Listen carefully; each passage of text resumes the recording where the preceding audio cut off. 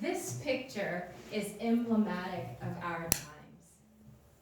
It was taken a couple of weeks ago out in Seal Beach, and the photographer says that the man never looked up as the whale and its baby breached about 2 feet in front of him. So it's been really popular in the media to chastise him, but I think we're all just like him. All of us have succumbed to periods of stupor on our gadgets, gizmos, and devices. As a yoga and meditation practitioner, I worry that all this unbridled distraction and overconsumption of useless junk information is damaging our brains and also damaging our capacity to focus and to have meaningful relationships. When we practice yoga, we practice pulling our attention in order to still our minds so that we can be more effective out in the real world. In many ways, digital devices are the opposite of yoga. They pull our attention out and scatter our attention towards digital ephemera, leaving our minds exhausted. I don't want to discount the usefulness of these devices. They're wonderful when we use it purposefully, like as in me using the computer to write this speech. But most of our screen time these days are of dubious utility and value. I mean, how many animal videos do you need to watch in a day? In a survey in 2010, 61% of us say that we're addicted to the internet. Most of us report having a harder time resisting social media than sex, sleep, cigarettes, and alcohol. Wow. Peter Wybrow, a neuroscience professor at UCLA, says that electronics are like digital cocaine. That's because our brains are hardwired for instant gratification and novelty. So when we watch a cute animal video or consume any kind of information, the dopamine centers in our brains light up like we just took some sugar or cocaine. And that explains why we can get trapped in our devices. As our enjoyment of it diminishes, we're still doing it.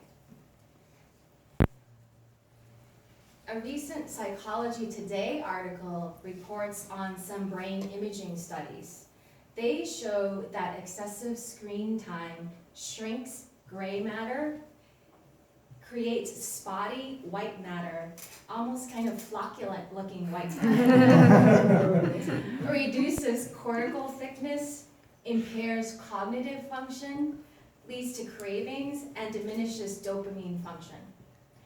One area which shrank remarkably was the frontal lobe.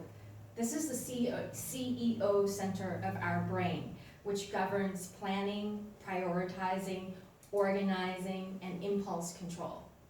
I don't know about you, but I need every synapse and cell in my frontal lobe. Life is challenging enough with a healthy, quote-unquote, normal mind. Can you imagine if your mind deteriorates? Now, these studies were of teenage internet addicts, but I think a similar process is happening in adult brains because our brains are plastic. They adapt to whatever it is that we do. So if we are constantly cultivating states of distraction, disturbance, and stupefaction, these are the 3 lower states of mind according to yoga. This is precisely what we'll get good at. In essence, we're practicing to have dementia and other mental illnesses. Verse 2.16 of the Yoga Sutra says that we should avoid the suffering that is to come. So if you want to prevent dementia, you want to sleep better, be less anxious, less stressed, less depressed, improve your eyesight, and improve your overall posture, put some boundaries on your screen time. take an honest look at your use and why you use it, and take control of that gadget. One boundary that I created for myself was removing Facebook from my phone. First, I silenced the notifications. Then, once I got over my attachment to being able to post pictures on Facebook, I deleted the app completely, and I haven't missed it since. Getting back to that Psychology Today article, brain scans also shows damage to an area known as the insula, which is involved in our ability to integrate physical signals with emotion. This ability to feel sensations and emotions is the essence of our humanity.